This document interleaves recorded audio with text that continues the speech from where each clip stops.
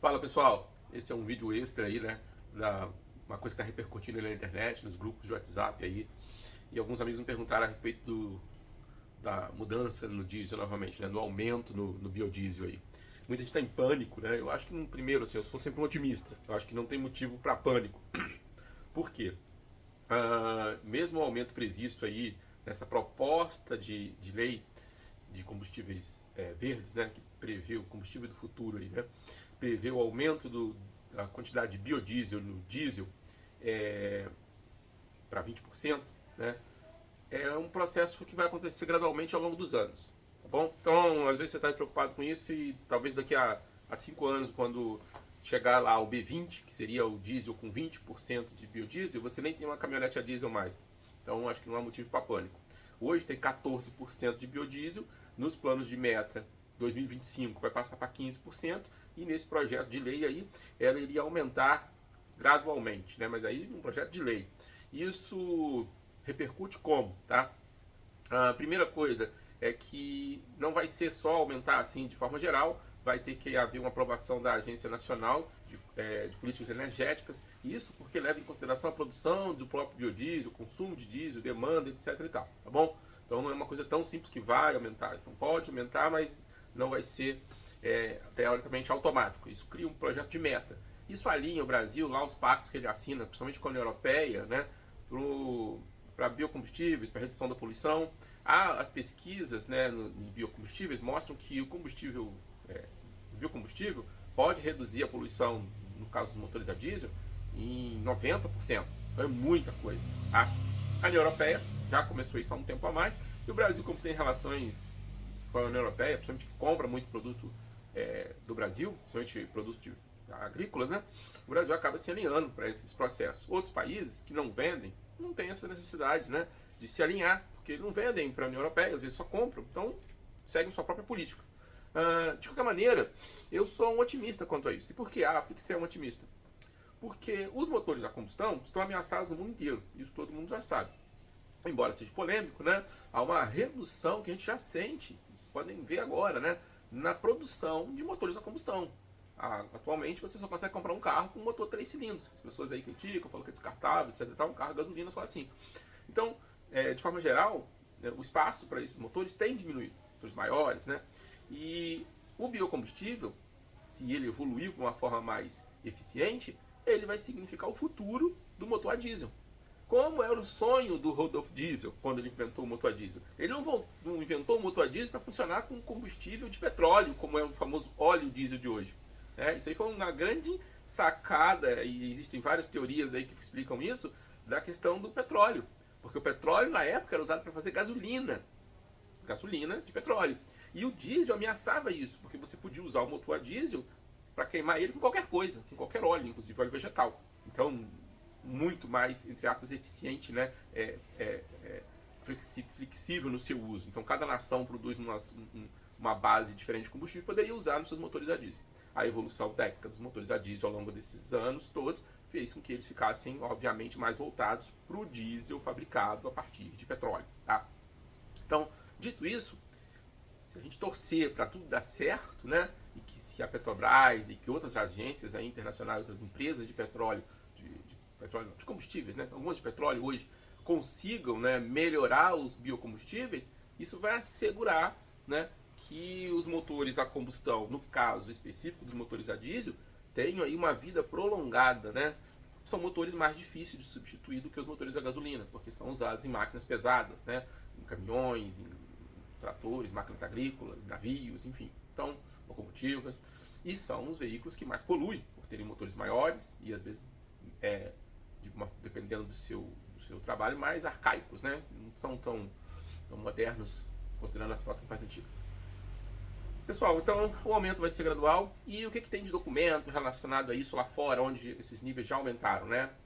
Na União Europeia você já encontra 100% biodiesel para vender para algumas aplicações. Então, algumas aplicações podem usar 100% biodiesel, principalmente frota, alguns tipos de restrito de equipamentos. E os diesels, né? O diesel o B7, que seria 7%, o B10, e há plano de implementar o B20. No Brasil, o plano é implementar 1%, ano que vem 1% e mais 1% por ano. Quais as grandes consequências do biodiesel? Né? Todo mundo já sabe e já falou. E isso está em documentos das próprias agências de combustíveis, de petróleo, da Petrobras. Tá? O primeiro problema não deveria ser nosso, do consumidor, mas das empresas que trabalham, distribuidores, que é o armazenamento. É mais difícil armazenar o biodiesel, porque ele tende a se decompor, tende a acumular água, enfim, uma infinidade de coisas. Mas como que isso afeta a gente? Afeta a gente na medida que, se o cara que está lá armazenando o combustível para vender para a gente armazenar de forma inadequada, esse combustível vai se deteriorar, vai chegar no posto deteriorado e vai para o nosso carro deteriorado, causando impacto no carro. Tá? De forma geral, nos motores, a tendência em formar borra do biodiesel, né, pode fazer entupimento. Isso não sou eu que estou dizendo, os mecânicos que trabalham com isso dizem, os documentos de pesquisa de biocombustíveis, de combustíveis, dizem isso. Né?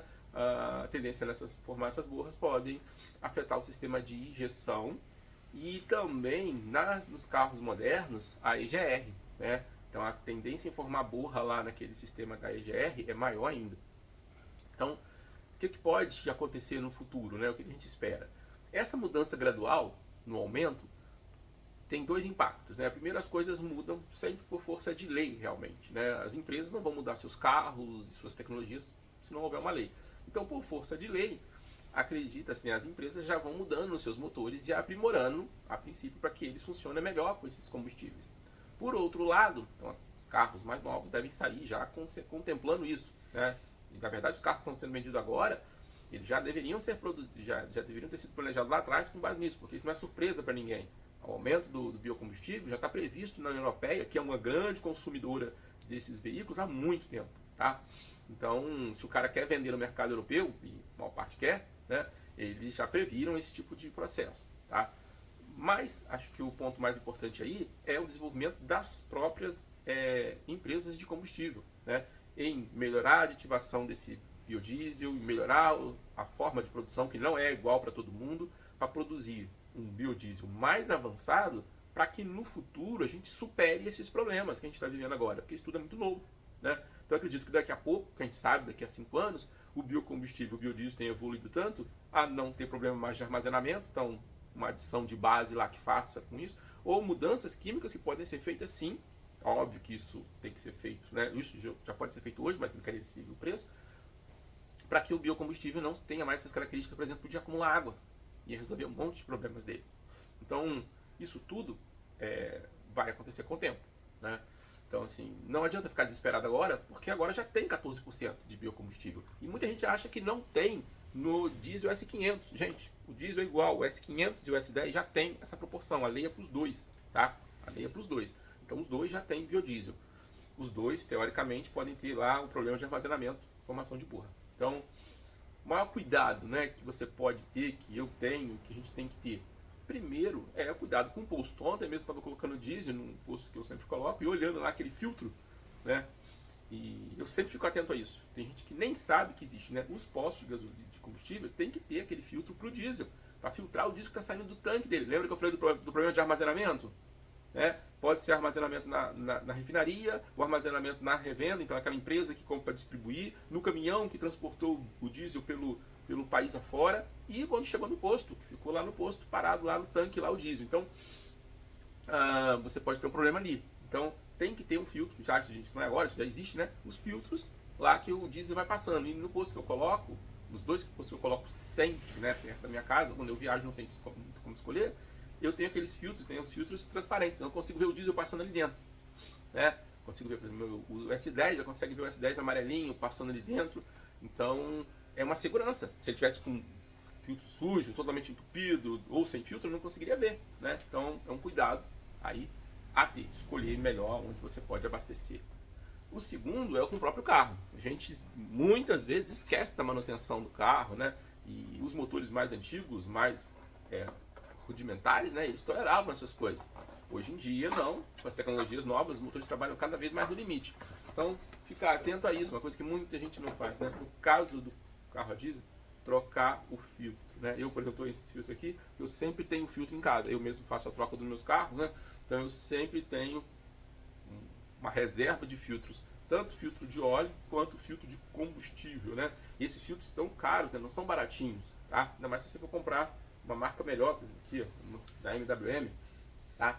Então, como eu compro antes de eu precisar, eu às vezes consigo comprar com preço melhor. Tá? Minha dica aí, paralela a isso, onde eu compro? Muitas vezes em loja que vende peças para caminhão, às vezes você consegue comprar mais barato, tá? Porque eles vendem em grande volume, ou revendas especializadas na MWM, para ter certeza também que isso não é falsificado, né? Tem outros filtros, outras marcas que eu uso, tá? Eu prefiro usar essa, mas é melhor trocar, tá? A gente fica aí um dilema, que a marca tal não é tão boa e o intervalo de troca é longo. Não, melhor trocar, tá? Melhor trocar. Se você usa embaixo aquele dreno de água, se o carro ficou parado, drenar, aquilo ali vale muito, tá? Drenar se tem acúmulo de água dentro do filtro, tá? Então, o carro ficou uma semana parado, antes de sair já ir ligando o carro igual um louco, vai lá, drena. Se usa um filtro Racor que é transparente, você consegue olhar se tem água acumulada. Então, esse tipo de cuidado vai reduzir muito, muito, muito o problema no seu carro, com certeza, tá? Então não há motivo para pânico nenhum, ficar desesperado, vender seu carro a diesel, falar que vai agora comprar um carro elétrico, uma picape elétrica da Tesla lá, porque agora vai ligar na tomada e não vai ter. Não, não é motivo para isso, ainda tem muita água para rolar pela frente, tá? Esses prazos às vezes adiam, então às vezes está proposto para tal, muda o governo ou fica o governo e por questões de orçamento, por questões de política de preço de combustível, tem um monte de coisa envolvida e vai lá, o preço muda e você ficou desesperado às vezes porque os canais do YouTube ganham com isso, né? Então ficam fazendo essas propagandas aí, essas notícias alarmistas e eles ganham dinheiro com isso, tá? Então quem é proprietário não adianta ficar desesperado lá, anunciar sua caminhonete. Tinha um colega meu que falou esses dias, não, eu vou vender meu carro porque eu não quero ter problema.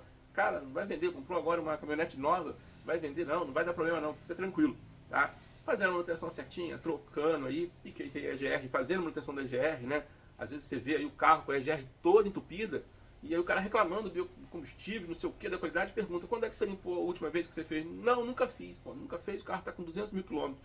Os carros modernos demandam isso, né? As pessoas estão rodando agora com uma Hilux 2022, igual rodava com a Toyota Bandeirantes. Então, assim, gente, não é a mesma coisa, tá? A Toyota tá só no nome. Se você olhar uma Hilux moderna e uma Toyota Bandeirantes, não tem acho que um parafuso de uma Toyota Bandeirantes que serve numa Hilux, tá? Não tem nada compatível mais. Então, não adianta achar que vai dirigir aquilo, que vai cuidar daquilo como cuidava de uma Bandeirantes, tá bom? Então, acho que a maior questão pra gente que é consumidor é posto e cuidado, né? Trocar filtro.